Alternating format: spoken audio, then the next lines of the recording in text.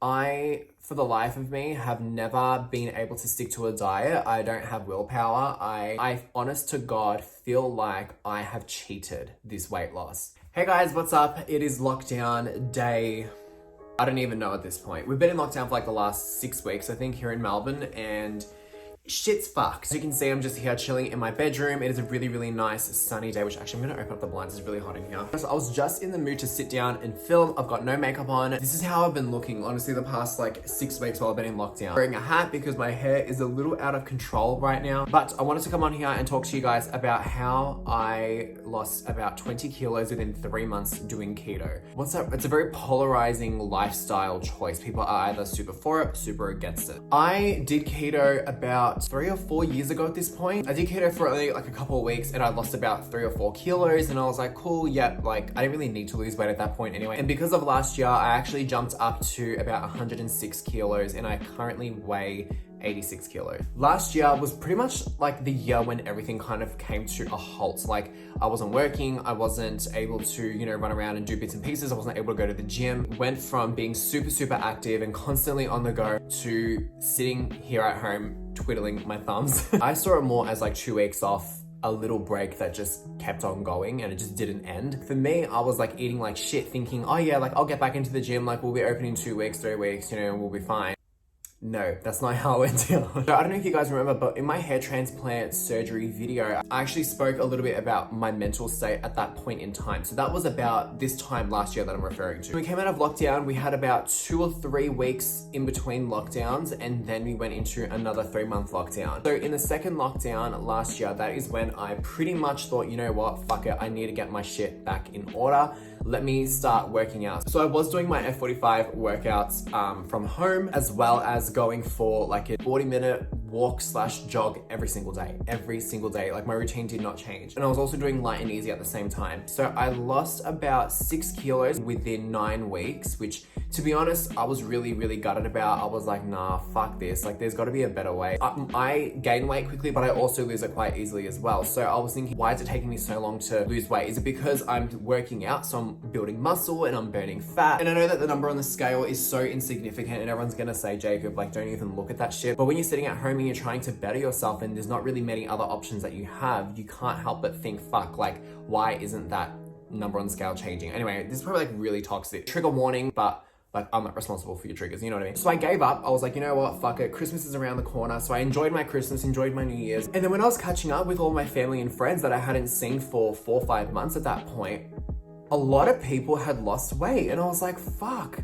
What are you doing? Like, you look amazing. Like, these people have lost like 20, 30 kilos and everyone was doing keto. And because, like under law, we could only go out for like an hour a day for exercise, whatever the fuck that was. A lot of people decided to change what they were eating, which I thought I was doing as well. But considering I was on light and easy for breakfast, lunch, and dinner, I was going for a 40-minute walk/jog, like a good jog every single day, plus an F45 workout every single day. And I only lost 6 kilos in 9 weeks. I was like, fuck this, there's gotta be a better way. So I've written down like it's only 3 pages, never mind. I thought it was longer. So I've written down 3 pages full of shit that I wish I had known before going into keto. The number one question that I get is like, oh, what do you eat? Intermittent fasting comes into play with keto because when you're on the ketogenic diet, you don't get as hungry as often. So intermittent fasting just kind of comes naturally. It's a very, very easy thing to incorporate into your routine, but don't start with intermittent fasting or you're gonna starve yourself and fucking hate your life. The first thing that I've written here is educate yourself. Google some shit. You guys are Australian. There is a keto website that sells a lot of keto snacks, like it's dedicated to keto. And that is where I get majority of my substitutes from. Like I don't get my almond meal and shit from there because I can get it from Coles, but I get a lot of like my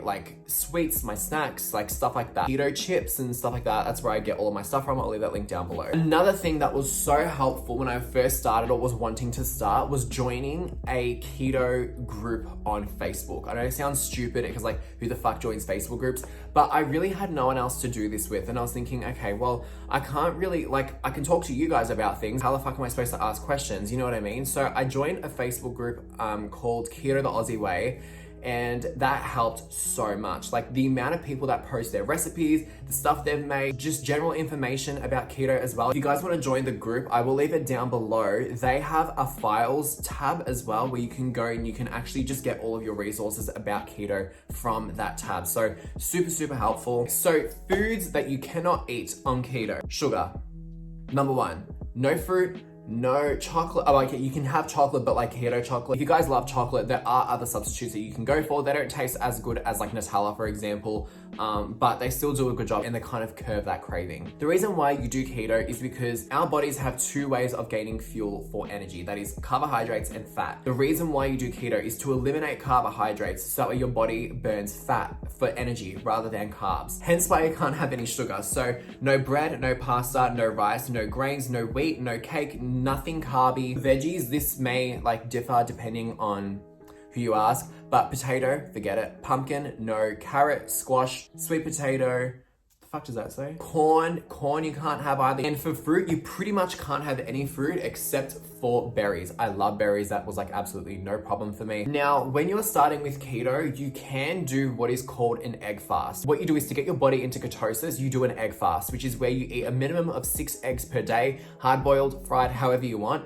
And a maximum of like 10 per day or something like that. It's kind of crazy. And that gets your body into ketosis. You can do that. I haven't done an egg fast just because like I can't even stand the smell of fried egg like without wanting to throw the fuck up. Let me take you through quickly what I eat in a day. So breakfast, I don't eat breakfast. I've never really been a big breakfast eater. So if you want though, you can have like Greek yogurt, berries, you can have eggs, bacon, chorizo, tomato, asparagus, you can grill it. You can honestly eat a lot. Like breakfast is like your main meal for the day. Personally, I don't eat breakfast. I just have a coffee and I'm good to go. Decaf always, because I'm gonna fucking die. Lunch is usually a salad and when I explain this to people think I'm insane. People are like, that sounds sad as fuck. So lunch, I'll have like a taco bowl or I'll have like a huge tuna salad or a good like hearty chicken salad. I'll throw everything in there. Lettuce, cucumber, olives, onion, feta or like bocconcini, whatever you prefer. Pine nuts, radish, pickles. Literally open the fridge and throw the entire fridge into the salad. Like it is the best. For dressings, you want to be very, very careful though because there are a lot of sugars in pre-made dressing. So I pretty much use my own. And then for dinner, I'll have like pesto chicken or steak and salad, steak and veggies, broccolini with like garlic butter all over it. I even make this garlic sauce. I throw in like a 300ml bottle of cream into like a saucepan.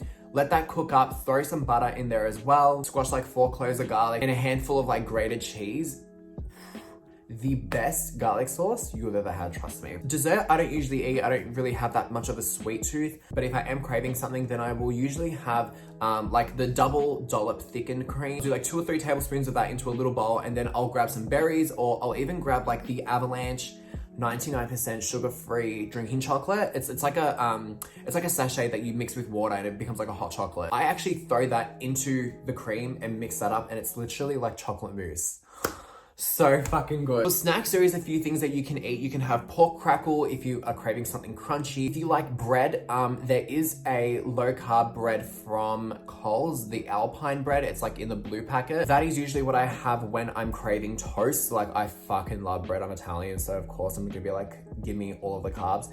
So yeah, when I'm craving something like that, I'll usually go for that bread instead, which I love multigrain bread. It's pretty much like multigrain bread, to be honest. There are even keto approved like corn chips as well that you can get from like supermarkets, like specialty supermarkets, not like any other one. You can have cheese, string cheese, you can have like tzatziki dip, cream cheese, tuna dip, olive dip. You can have deli foods like cold meats and stuff like that. You can have like those little stuffed peppers with like the cream cheese. They're amazing. Pickles, olives, sun-dried tomatoes, ham, cheese, salami, prosciutto. You can honestly have a lot. If you go to a deli, you're gonna be set. If you are craving ice cream, Denata double choc fudge ice cream. If you have too much of it, it will make you run to the bathroom. Just an FYI, a lot of keto, sugar-free sweets and snacks tend to do that. I don't know why. So sweeteners that I tend to go for is stevia, natviar/erythritol, and monk fruit. I use monk fruit sweetener in my coffee every single morning. I just use like a teaspoon. And can I just say, guys, as well, I don't even, like keto's high fat, low carb diet. I don't even do high fat. I'm not putting fucking MCT oil and shit into my coffee and making it taste like oil. Like I can't, like no. I don't use avocado oil for fucking like frying my schnitzels and shit. I use olive oil for everything. Like I kind of do keto, but not the traditional keto way. It's honestly just a matter of tailoring things to your lifestyle and substituting. Like, for example, if you don't like avocado oil, Google is your best fucking friend. I literally just jump on Google for everything. I literally will be at Coles sometimes and I'll just like quickly jump on my phone and be like, okay, whatever the name is. Okay, so crust gets keto approved, and it will come up like straight away if it is keto approved or not. A lot of the times you can just read the back of the package, and if it is a high amount of carbs, then you just won't buy it. The keto rule is to keep under 20 grams of carbs a day for your, like for all of your meals, which is why it's mainly protein and veggies and salads and stuff like that. For breadcrumbs, I use pork crackle. You can crush that up and put it into a blender, or you can use almond flour or almond meal. That also is like completely fine. For milk, you can use almond milk, unsweetened almond milk though, not sweetened, obviously. I personally don't like almond milk a whole lot. It just tastes like dirt to me, so I just go for cream.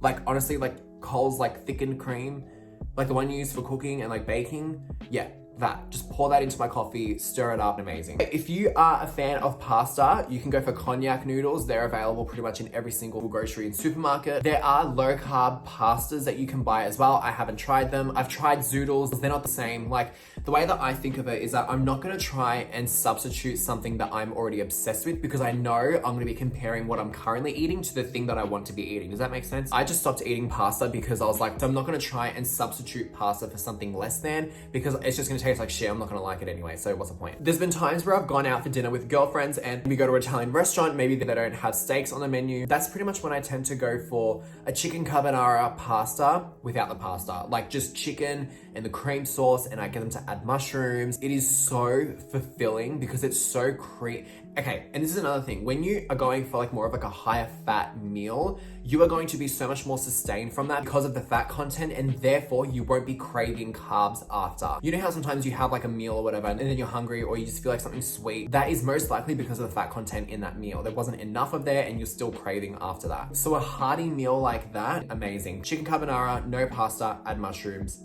Thank me later. Another thing that you can do for lunches, if you don't have the time to be making salads and shit every single day, you can obviously, like there are meal services as well, guys, that do keto meals. It's quite expensive though. I think it's like about $150 to $200 a week for lunch and dinner. Just be careful. If you are in a rush and you like hot dogs, they are gorgeous. Be careful, because the ones from Coles, like the deli section from Coles, they have a higher carb content thing in there. Like your body will not go into ketosis with them because they have sweeteners in them. Make sure you get them from like the fridge section in like your local supermarket. I go for the Don Footy Franks. They're vacuum sealed and they last forever. So I buy 2 or 3, keep them in the fridge. So that way if I'm ever like running around on the go, I can just throw them into a saucepan, have them without any bun or anything. You can have them in that keto bread if you really want to. And that's it. They're like 2 grams of carbs each. So you can have like 3 or 4 of them and not feel guilty. With that, I also have mustard, love mustard. I have sugar reduced tomato sauce, which honestly tastes the exact same as the regular one, to be honest. Like, if you are like me and your favorite food is pizza, you want to order a baseless pizza. Now, when you first ask for this, you're gonna feel like a fucking idiot. You're gonna be like, oh my God, these people are gonna think I'm absolutely insane. But this is actually a lot more common than what people think. Like, I called up my local pizza place and I was like, hey,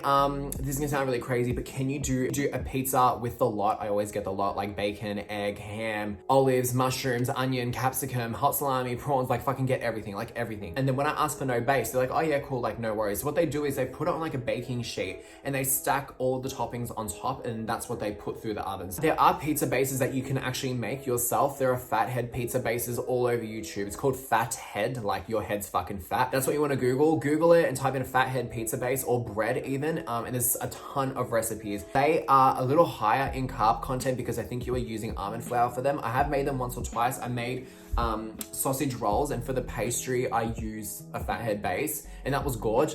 But it is a little bit more bready. So yeah, so if you want the look and the feel of a pizza base, go for the fathead dough, make it yourself. But if you're ordering out, then just go for no base pizza. Bomb cheesecake that I made as well. It's called a key lime cheesecake. I actually, I think I was eating it in the video where my boyfriend was doing my makeup. That was honestly amazing. I'll leave the recipe down below if you guys want to give it a go. It is so good. If you're a drinker, you can have alcohol as long as it's more dry and not as sweet. So for example, like your more drier wines, your Pinot Grigio, is that dry? I don't fucking know. Anyway, champagne, that kind of thing. Gin, vodka, amazing. Tequila, you can have. Anything that isn't really heavily sweetened, basically, is like a go. Thing is with keto, you can't have cheat meals very often, just because if you do, then you're gonna kick your body out of ketosis. As soon as you go over that 20-gram limit per day, you pretty much kick your body straight out of ketosis, and then you gotta start all over again. You gotta wait like 3-4 days for your body to get back into it. So it's really, really hard to cheat with keto, but for me, when I have cheated, I've done it for like a fucking week. Like I go Macca's, KFC, like I make sure I hit all the stops, sushi, Thai, Chinese, like I make sure I cover all bases, and then I go back into it for like another month and a half and I'm gorgeous. So yeah, within the first 4 weeks, I lost about 7.5 kilos.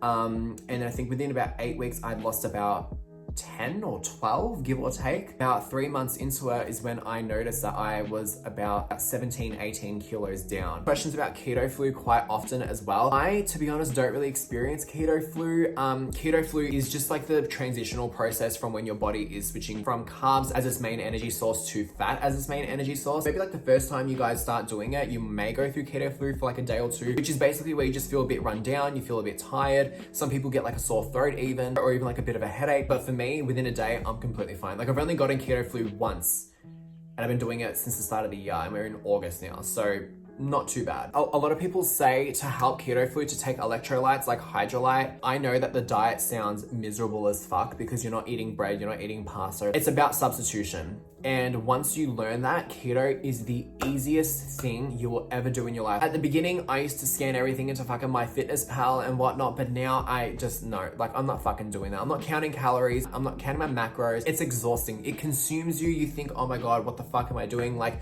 my whole life now is about what I can eat. It's exhausting. Like I can't be bothered. I don't do any of that shit and I'm still losing weight. There's also 3 main categories of keto. There's clean, lazy, and dirty. So clean is where you are eating like no processed foods. You are making sure that all of your, like you're counting your macros, you're counting your calories, you're at deficits, you're doing all of that. Lazy is when you are like kind of in like clean, but you're kind of in dirty at the same time. Eating relatively clean, but you indulge in like, you know, your jelly, your ice cream, like your more processed foods.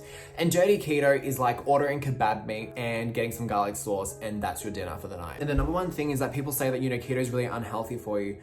It can be for sure if you are pretty much dirty keto 24/7. That's when you're gonna fuck yourself up. That's when you want to be in the more clean to lazy side of keto, maybe not all the way in dirty, but people have lost 30-40 kilos just doing dirty keto. Like that is totally an option as well. I just want to let that be known. I feel like my diet is pretty much like in between. I think I'm like at the lazy part of keto. I'm not completely clean, I'm not completely dirty. The only things that are processed is like my snacks, but my main meals are all like, I make pretty much all of it except for hot dogs, obviously. I honest to God feel like I have cheated this weight loss. I, for the life of me, have never been able to stick to a diet. I don't have willpower. I can't even hold a grudge with someone for like longer than like 5 minutes because I'm fucking over it. Like I honestly have no willpower at all. When it comes to keto, because the foods that you eat are so satisfying and tasty, best thing in the world. And you are losing weight while eating some bomb food and you literally think, what the fuck, how am I losing weight doing this? Like you literally feel like you're cheating the system. Not even like, I'm being 100% serious. If you're wanting to start keto, definitely talk to your doctor about it. Talk to your GP. Yeah, I love you guys so much. I hope you all enjoyed this more chill, relaxed version of a video. If you guys have any questions, leave them in the comments down below and hopefully I'll see you in the next one.